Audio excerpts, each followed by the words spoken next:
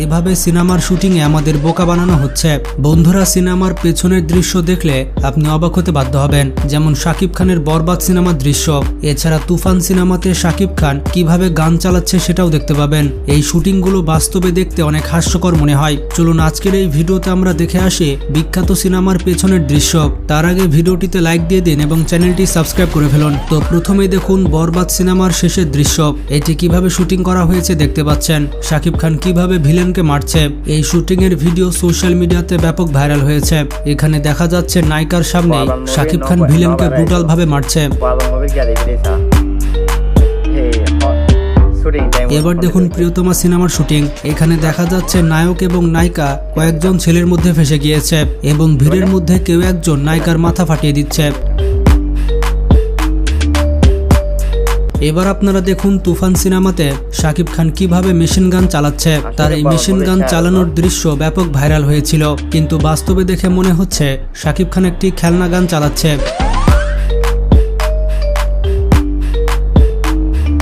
শুধুমাত্র বাংলাদেশেই নয়, প্রত্যেকটি সিনেমার পেছনের দৃশ্য দেখলে আপনি অবাক হতে বাধ্য হবেন। এবার দেখুন চেন্নাই এক্সপ্রেস সিনেমার শুটিং।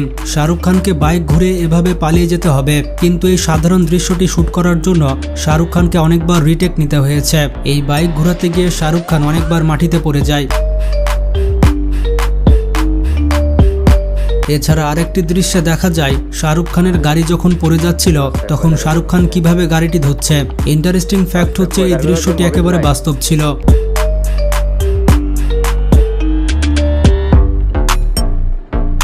তবে এই সিনেমায় ট্রেনের ভেতরে যে দৃশ্যগুলো ছিল সেগুলো স্টুডিওতে গ্রিন স্ক্রিনের মাধ্যমে শুটিং করা হয়েছে। আর ট্রেনের চলমান অবস্থা লুক দেওয়ার জন্য শুটিংয়ের মেম্বাররা ট্রেনটি হাত দিয়ে ধাক্কা দিত, যাতে মনে হয় ট্রেনটি চলছে।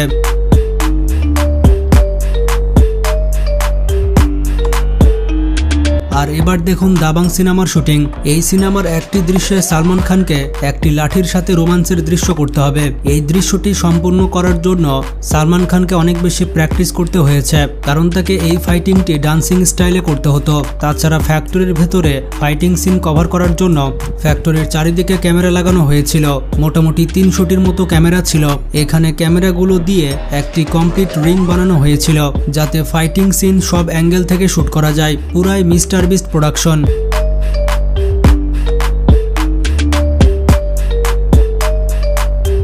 একটি দৃশ্যে দেখা যায় সালমান খানকে এই দড়িটি পায়ের সাহায্যে তুলতে হতো, কিন্তু সালমান খান এটি পারছে না। কিন্তু এই কাজটি ছোট একটি বাচ্চা একবারে করে দেখিয়েছে। তাছাড়া সকল ফাইটিং সিন করার জন্য মাটিতে ফোম বিছানো হয়েছিল, যাতে শুটিংয়ের সময় কেউ আঘাতপ্রাপ্ত না হয়।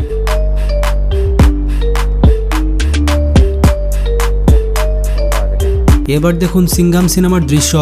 এই সিনেমার একটি দৃশ্য শুটিং করার জন্য অজয় দেবগানকে 6 মাস জিম করতে হয়েছে, যাতে করে তার মাসেলগুলো ডেভেলপ হয়। এই দৃশ্যে দেখা যায় অজয় দেবগান 40 জন গুন্ডার সাথে ফাইট করে। আর এই 40 জন লোকের প্রত্যেকের শরীর দড়ি দিয়ে বাঁধা ছিল, তাই যখনই অজয় দেবগান তাদেরকে ঘুষি মারত সাথে সাথে তারা হাওয়াতে উঠতে থাকতো, কারণ দড়ি দিয়ে তাদেরকে উড়িয়ে নেওয়া হতো।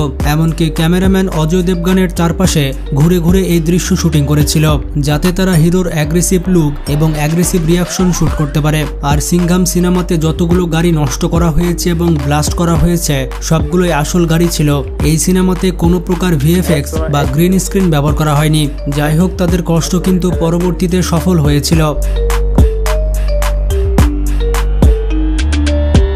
এরপরে দেখুন RRR সিনেমার দৃশ্য। এই সিনেমার বেশিরভাগ দৃশ্য ভিএফএক্স এবং সিজিআর মাধ্যমে তৈরি করা হয়েছে।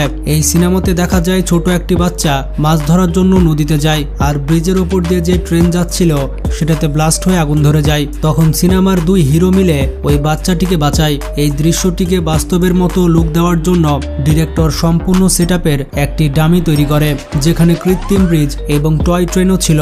এই খেলনা ট্রেনে সত্যিকারের ব্লাস্ট করা হয়েছিল, যাতে দৃশ্যটি রিয়ালিস্টিক মনে হয়।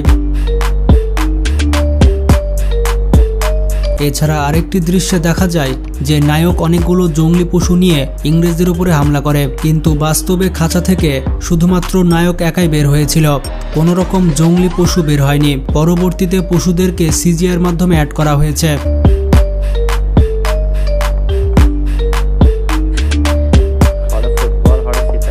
আর একটি দৃশ্যে দেখা যায় নায়ক চিতাবাঘকে তুলে আছাড় মারছে, কিন্তু বাস্তবে নায়ক একটি ফুটবল থ্রো করেছিল।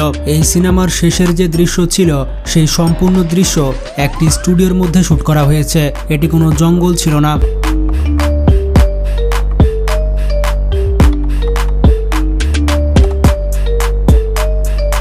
বন্ধুরা, এবার দেখুন ক্রিস 3 সিনেমার দৃশ্য। এই সিনেমার বেশিরভাগ দৃশ্য সিজিআই এবং ভিএফএক্স এর মাধ্যমে তৈরি করা হয়েছে। এই সিনেমার দৃশ্যগুলি হলিউড সিনেমাকেও হার মানাবে। এই সিনেমায় ঋত্বিক রোশনকে অনেকবার আকাশে উঠতে দেখা যায়। এই আকাশে ওড়ার দৃশ্যটি বাইরে নয়, বরঞ্চ একটি রুমের মধ্যে শুট করা হয়েছে। আর ঋত্বিক রোশনকে দড়ির সাহায্যে উড়ানো হতো, আর পেছনে ব্লু ব্যাকগ্রাউন্ড দেওয়া হয়েছিল, যাতে এটিকে এডিটিং করে পরবর্তীতে দেখানো যায় যে ঋত্বিক রোশন আকাশে উড়ছে।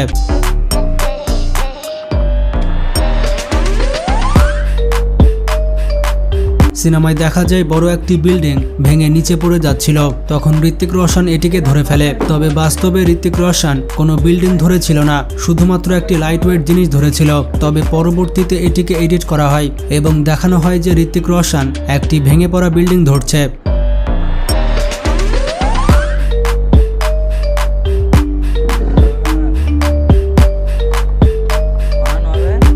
এখানে দেখতে পাচ্ছেন ভিলেন একটি গাছকে ভেঙে ফেলে এবং গাছের দুইটা টুকরো নিয়ে ঋত্বিকের সাথে মারামারি করে।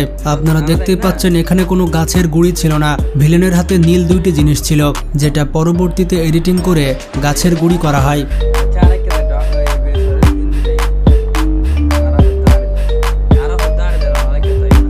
আরেকটি দৃশ্যে দেখা যায় নায়ক একটি প্লেনকে ক্রাশ হওয়ার হাত থেকে বাঁচাচ্ছে।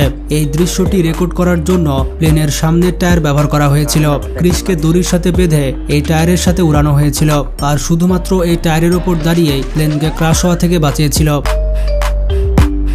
বন্ধুরা, এই শুটিং এর মধ্যে কোন দৃশ্যটি দেখে আপনি সবথেকে বেশি অবাক হয়েছেন কমেন্টে জানান। ভিডিওটি ভালো লাগলে বেশি বেশি শেয়ার করতে পারেন। ভালো থাকবেন, টেক কেয়ার।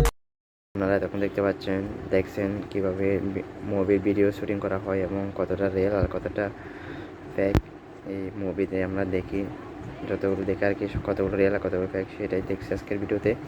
আর আসলে সব ভিডিও মুভি বলেন ব্লকবাস্টার যে কোনো মুভি আসলে এডিটের মাধ্যমে বেশি করা হয়, যেমন ব্যাকগ্রাউন্ড গ্রিন স্ক্রিন ব্যাকগ্রাউন্ডের মাধ্যমে এডিট করে ভিডিওটা করা হয়। যাই হোক, আর আজকের ভিডিও যদি আপনার কাছে ভালো লাগে তাহলে অবশ্যই চ্যানেলটা সাবস্ক্রাইব করে রাখবেন, আর লাইক এবং একটা কমেন্ট করবেন। আপনাদের মন্তব্যটা জানান ভিডিওটা কেমন হয়েছে, আর পরবর্তী কোন ধরনের ভিডিও চান সেটাও কমেন্ট করে জানাবেন।